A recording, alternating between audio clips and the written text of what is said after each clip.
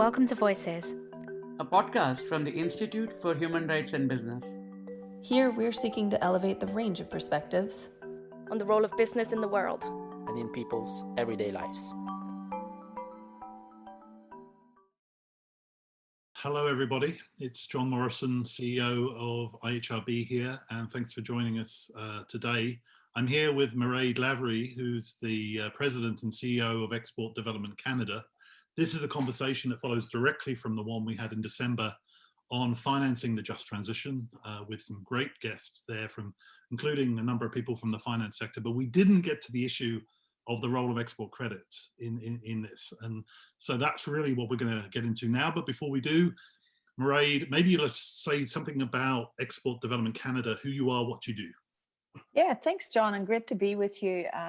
This is a really interesting subject, and you and I have been talking about it for a number of years, so really excited to weigh in. So Export Development Canada is Canada's export credit agency. We're very proud to support all Canadian companies as they grow and succeed internationally. And we do that with financing products, insurance products, and really just general knowledge products that can help our exporters not only understand the opportunities, but understand the risks of exporting. So I think what's important for your listeners to know, John, is we support all sectors, we support all sizes of companies, and we're truly at this intersection as being a Crown corporation. So our shareholder is the Government of Canada.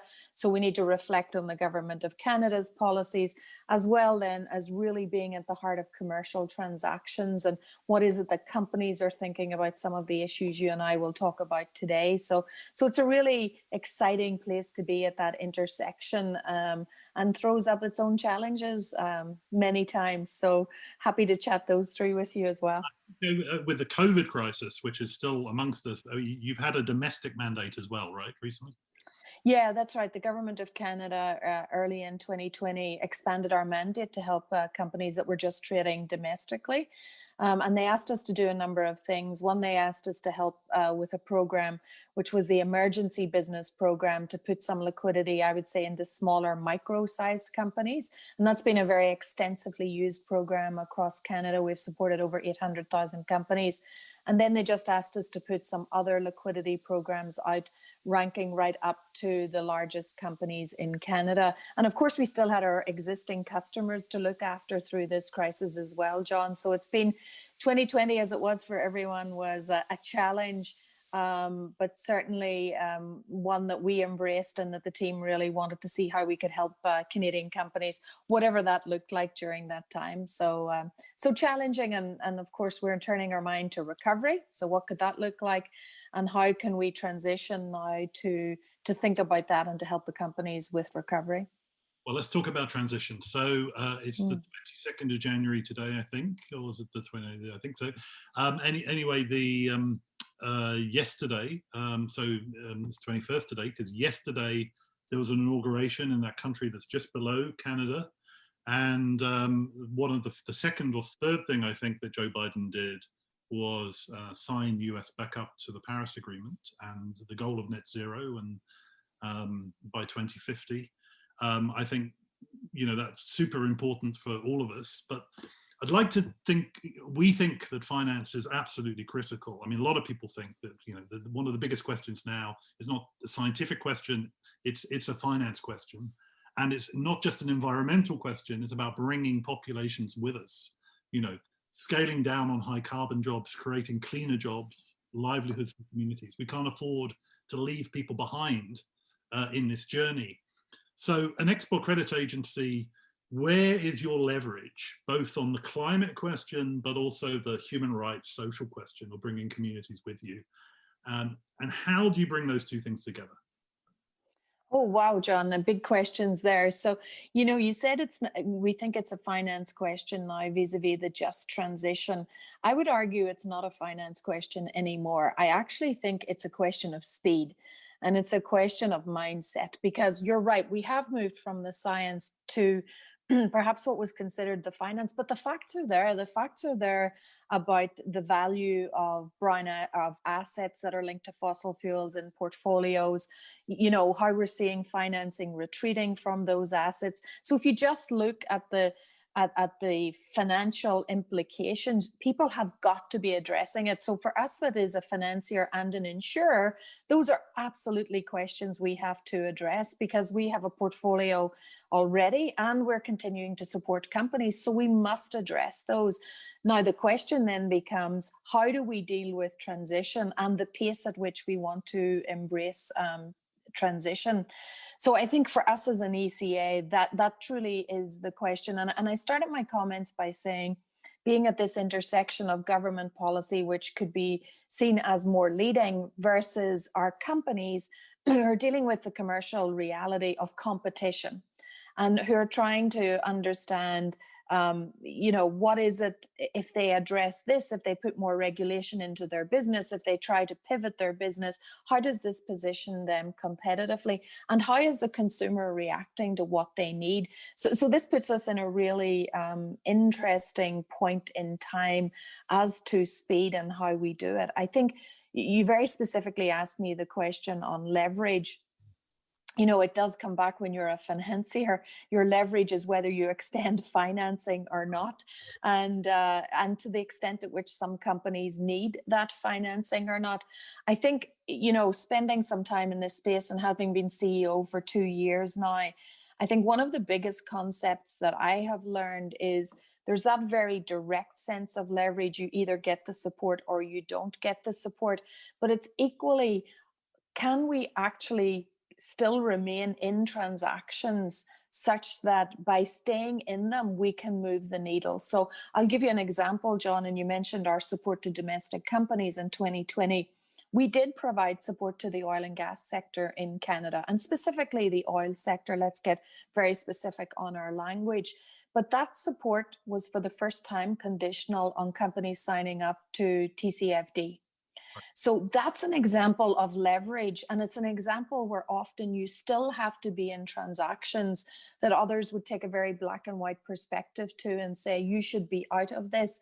But if we did not stay in, then we couldn't have influenced what we would see as a very positive development around actually getting the disclosures and the data that we need to make the changes and to make the adjustments that are needed. So I think we have an ability to use our leverage. I would suggest that it's not just with the companies we're talking about. That is with the wider association. It's with other ECAs. It's with organizations like the OECD, Equator Principles. It's with our customers, associations, and it's with fellow financiers and fellow insurers.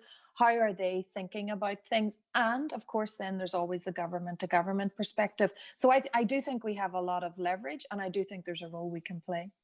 Now, the listeners have probably picked up an Irish accent by now. So you have a business background, right, in Ireland? And I just wondered, how close then are we to the majority of Canadian companies or companies internationally getting net zero?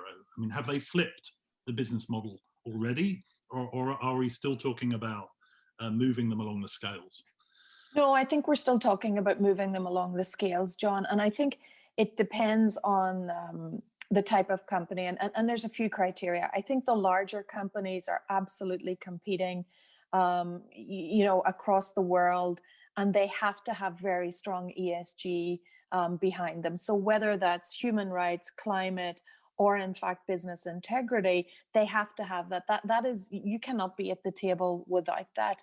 But then if I go to my very smallest companies, they won't even have reflected on perhaps human rights implications in their supply chains. They may not even fully understand the risk associated with their supply chain.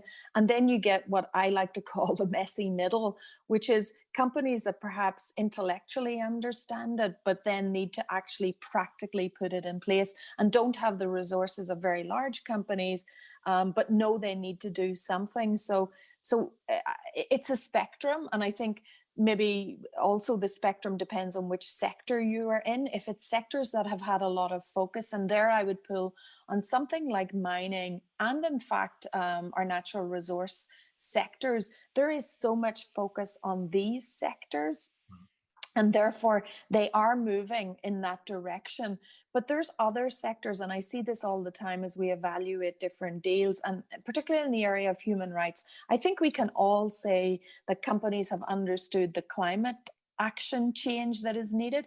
But on human rights, it's not quite there yet. So when you get into technology and how can technology be used to damage human rights or impact populations or even just jobs, I would say a lot of companies are not yet there in understanding that. So that's a different conversation to start with them than I think one on climate. Yeah, and I mean, I went to university in the north of England in the 80s, and the mining sector had just been decimated, not for climate reasons, but for economic reasons. Those communities are still struggling in some parts of the north of England.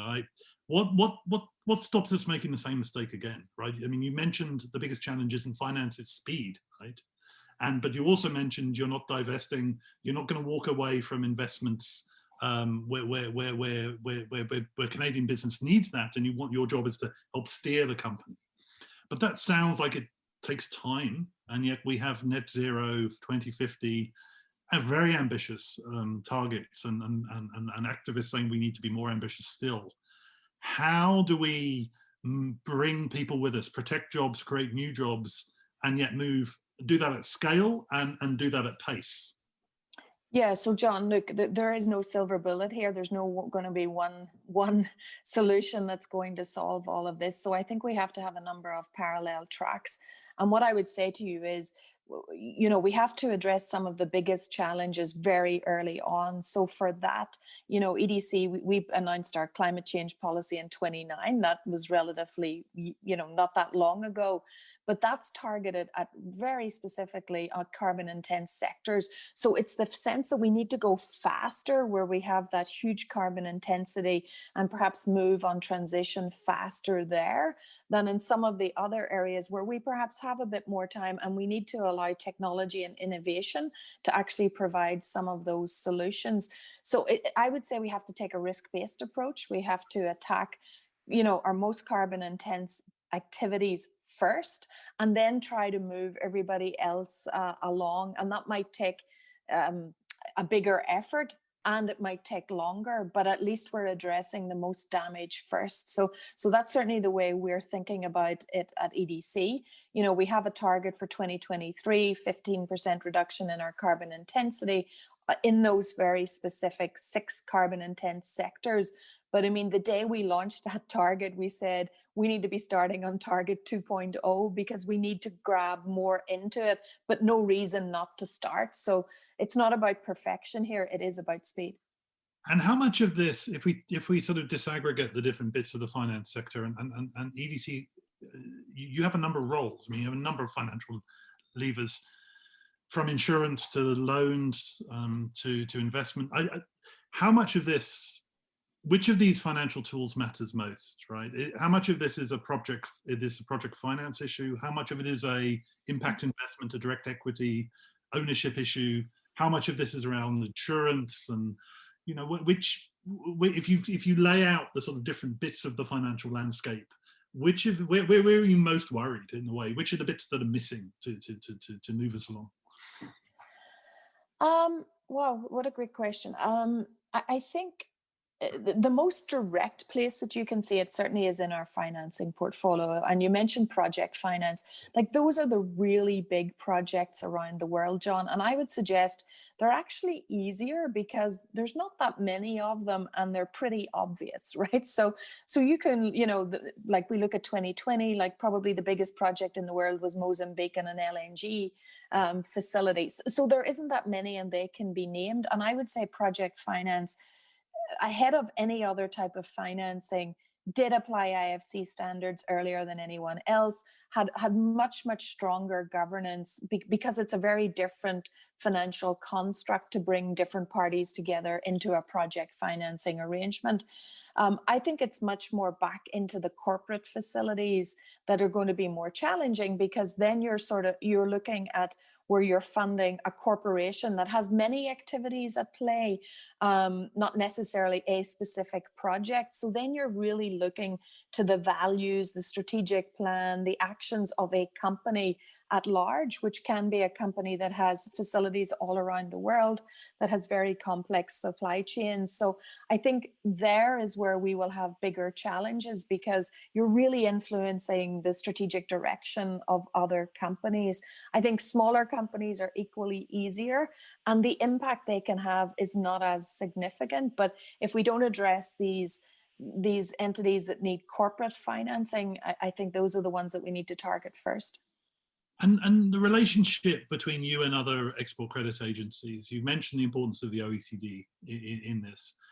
And there's the common approaches between export credit agencies that organizes around the IFC performance standards. And how easy is it to bring the whole pack of export credit agencies with you in this journey to make it pre-competitive, if you like? Or is this still a bit of a sovereign game where if you don't give credit or finance to a project, another export credit agency or a bank or somebody else might come in? So the danger is that you're going to be undercut. Give us a sense of that sort of how much of this is an issue of solidarity and alignment, and are there competitive forces below that are destabilizing the approach? Yeah, so John, I think it's not easy is the simple answer to your question. Like, there are different philosophies in different countries in the world. Like, that's what's so impressive about Paris, to get to an agreement from, the 198 nations. Like, that's not easy in everyone's day job, is getting to that a level of alignment. So many different ECAs have very different philosophies and very different speed at which they want to achieve different things. And then that links to their government as well, and where their government wants to go. So it's not easy, but things like the OECD, Equator Principles, IFC standards, these things help. Like, that's one of the things we are all missing, and why I'm so excited by TCFD. Like, can we get to some standards that we're all looking to apply to? Now, you asked about competition. Of course, there's underlying competition, and I would say that's even more exacerbated by the pandemic. Like, many companies are looking to exporting as a way in which to improve their economy post-pandemic. And therefore, I think you will see challenges, you'll see competitive challenges. And what we have to ensure is that we don't have a race to the bottom, and that we in some way maintain the level playing field that did exist, and that we augment it with standards that work for us. And there's a very classic theory, John, in lean management, and it's you've got to make work visible, right? If you're going to change anything, you've got to make it visible. That's what I believe TCFD does for us. We have got to make visible what is it that we're all investing in, and what is the emissions related to that, and what are the challenges related to the risks in our business. Because without that, it's opaque and everyone can justify what they want to do. So we need much more disclosure, we need much more standards, and all of that will help us move forward, and we need them faster, John. And you mentioned earlier the importance of bringing business with us. You also mentioned the importance of bringing consumers. And consumers are also workers, they're also voters. And how do we achieve that? Because obviously, if people feel threatened, if they feel their jobs and their livelihoods are at stake, they're going to vote maybe for populist politicians, etc., to try and throw out the whole climate. It is in some ways such a threatening proposition to put in front of consumers and workers and voters. How do we do that? The public education piece. So I think there's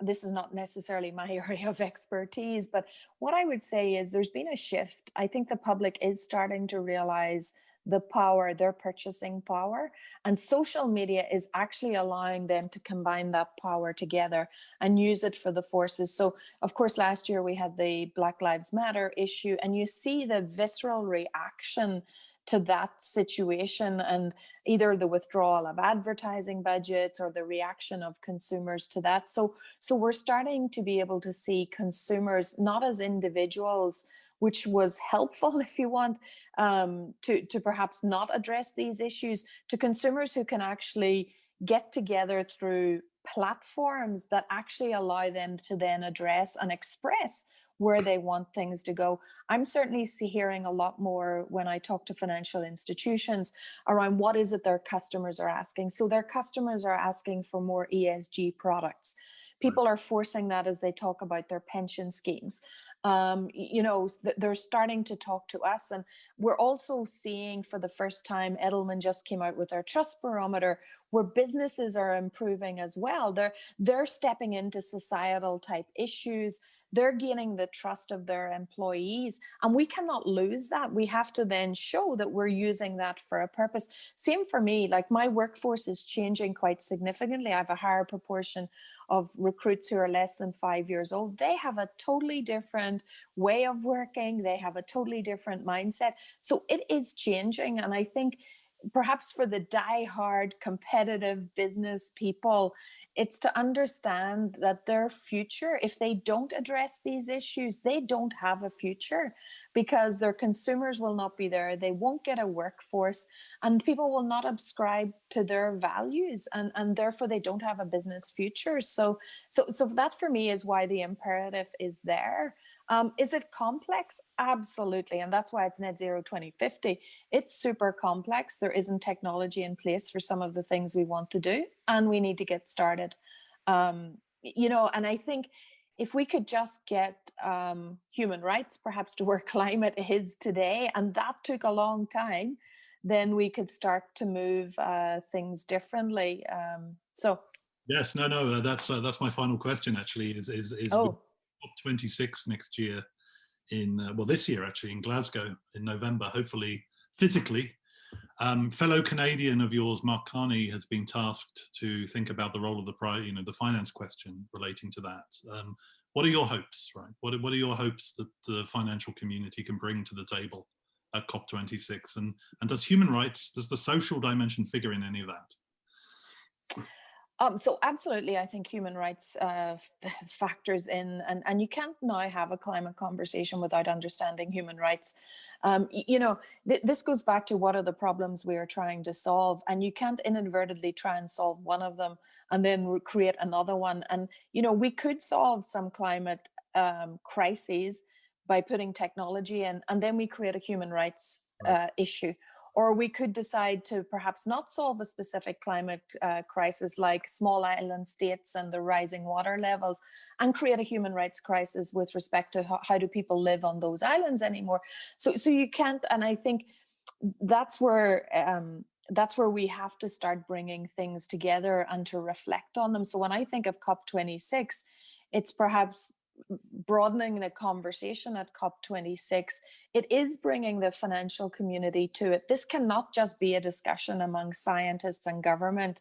It has to bring the finance community along with it, and it has to bring the business community. To leave any one of the stakeholders out is not addressing the conversation, because this is a problem that we all have to address. So when I think about it, and when I have conversations with my customers, it's that I'm very transparent about this is where I'm going. I'm also very willing to listen to what are their challenges and how can I help them? Because if we don't bring everyone along, workers, businesses, we don't solve the problem, John. So I think for COP26, it is to have that holistic view and start to try and address different elements of this.